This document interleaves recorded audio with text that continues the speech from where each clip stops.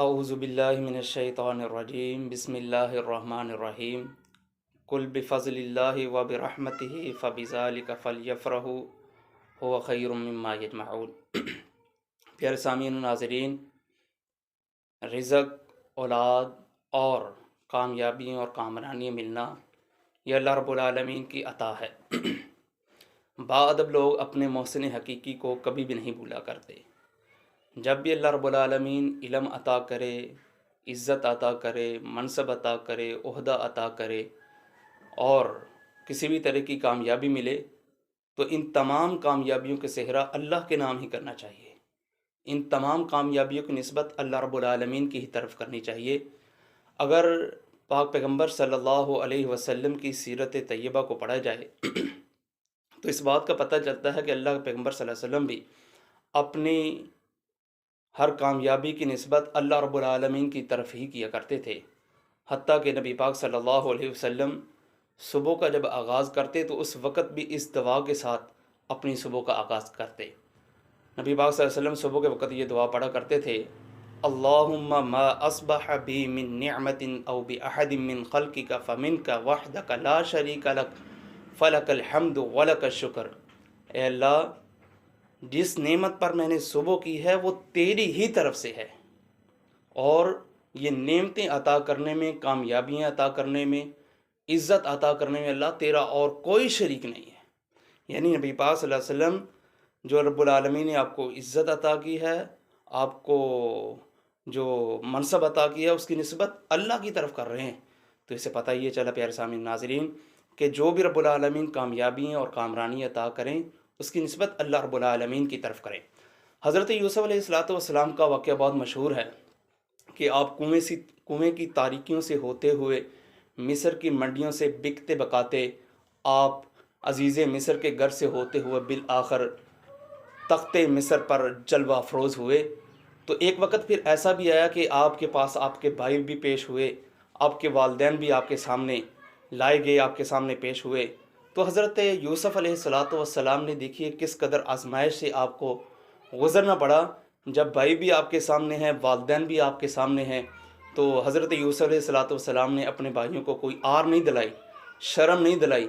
یہ نہیں کہا تم نے میرے ساتھ یہ کیا تھا، اس طرح ہوا، دیکھ لو پھر میں نے کیسا عہدہ پا لیا ہے، کتنا ہی میرے پاس عزت نہیں۔ اللہ کا قرآن کہتا ہے حضرت یوسف علیہ السلام نے بھی یہی کہا، قد من اللہ علینا، یہ میرے اللہ کا مجھ پہ احسان ہے کہ آج میں تخت مصر کے اوپر جلوہ فروز ہو۔ یعنی میرے سامعین ناظرین، جب بھی کوئی عزت ملے، جب بھی رب العالمین کو کامیابی عطا کرے تو اس کا سہرا اپنے اوپر لینے کی کوشش نہ کریں۔ یہ میں نے کیا ہے، میں نے اس کے لیے کوششیں کی ہیں، کاوشیں کی ہیں، میں نے بڑے دھکے کھائے ہیں، میں بہت اس کے لیے محنتیں کرتا ہوں، نہیں، بس یہی کہیں بھائی میرا کوئی کمال نہیں ہے، میری کوئی خوبی نہیں ہے، یہ اللہ کی عطا ہے، اس نے مجھے عطا کر دیا۔ ورنہ آپ جب زمانے کا سروے کر کے دیکھ لیں، بڑی بڑی محنتیں، کوششیں کاوشیں کرنے والے لوگ بالکل جو ہے وہ محنت کا ثمرہ نہیں ان کو ملتا، اور وہ اپنا ٹائم رائگاں کر بیٹھتے ہیں۔ یہ اگر کسی کو اللہ رب العالمین نے عزت عطا کی ہے، منصب اور عہدہ عطا کیا ہے، یہ خاص اس کا فضل ہے۔ آپ ہر کامیابی پا کر، ہر کامرانی پا کر، عزت اور منصب پا کر اللہ کی طرف ہی اس کامیابی کی نسبت کریں۔ اور جو لوگ اللہ کی طرف اپنے کمال کی نسبت نہیں کرتے، اپنی خوبی کی نسبت نہیں کرتے، بعض دفعہ اس دنیا میں ہی ان کو عبرت کا نشان بنا دیا جاتا ہے۔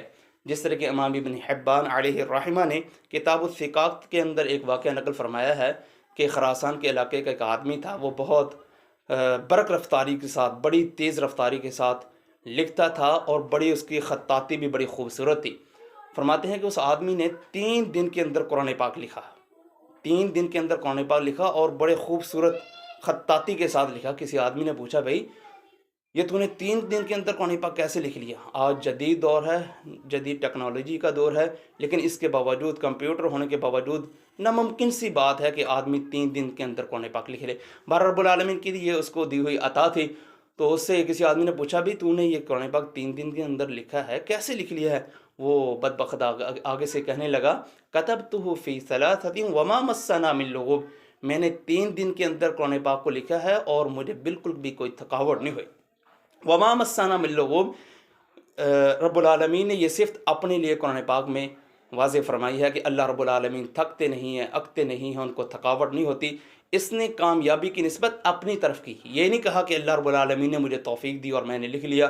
تو امام ابن حبان علیہ الرحمہ فرماتے ہیں جفت اصابعہ الثلاثہ، جب اس نے کہا کہ میں نے لکھا اور مجھے تھکاوٹ نہیں ہوئی، اللہ کی طرف نسبت نہیں کی اپنی کامیابی کی، اپنی خوبی کی، تو اسی ہی وقت اس آدمی کی تینوں انگلیاں جو ہیں نا وہ فالج زدہ ہو گئی، خشک ہو گئی، ساقط ہو گئی، وہ انگلیاں حرکت کرنے سے بالکل رک گئی۔ یعنی جب آدمی اپنی طرف نسبت کرنے کی کوشش کرتا ہے اپنی کامیابی کی، تو بعض دفعہ اس کو اس دنیا میں بھی عبرت کا نشان بنا دیا جاتا ہے۔ تو پیارے سامعین و ناظرین، جب بھی اللہ رب العالمین ہمیں کوئی کامیابی اور کامرانی عطا کرے تو یہی کہیں یہ اللہ کی عطا ہے، یہ اللہ کا فضل ہے، یہ اللہ کی توفیق سے ہوا ہے، یہ اللہ کی رحمتیں اور برکتیں ہیں، میرے اندر اس کا کوئی کمال نہیں۔ اللہ کے حضور دعا ہے کہ رب العالمین ہم سب کو ہر کمال کی نسبت اپنی طرف کرنے کی توفیق عطا فرمائے۔ ھذا ما کان عندی واللہ تعالی بالصواب۔